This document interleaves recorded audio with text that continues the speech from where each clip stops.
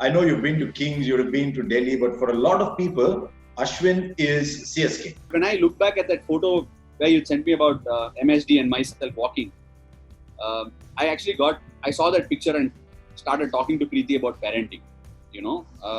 Why I say that is because it got me thinking about what all I had to go through to be able to get that stage. Like you rightly said, nobody knows the amount of overs I've bowled. Nobody knows the amount of madness I've gone through. Nobody knows the journey of what I've gone through before going into CSK, because CSK and IPL is a stage, Harsha. You want that stage.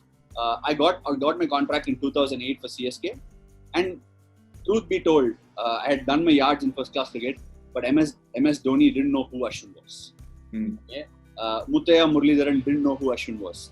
Matthew Hayden didn't know who Ashwin was. Not did Mike Hussey. None of those big names. The first thought that had entered my head then was, I will show these people that Ashwin is here.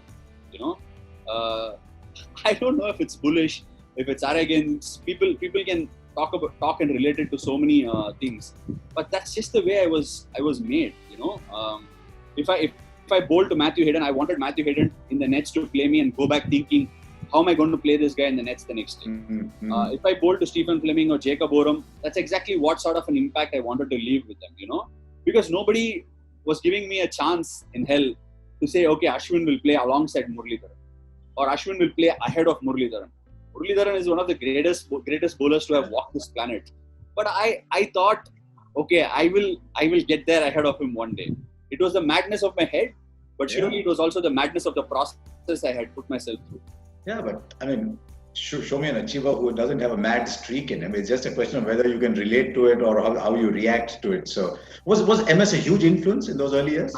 Massive. All I want, through this journey, as I told you about how Haydos was batting, how Michael Hussey was batting, even the people in the reserves were a larger number than what you find right now, because there were no auctions for people outside. The domestic cricketers weren't picked on basis of auctions.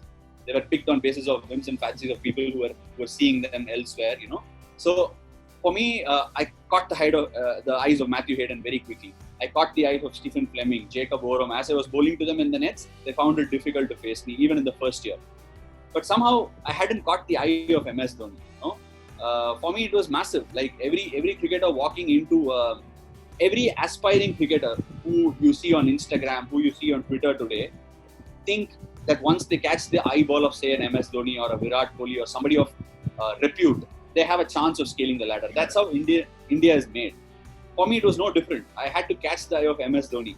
So if I had caught the eye of MS Dhoni, I had the best chance. So how do you know you have? Because he talks so little.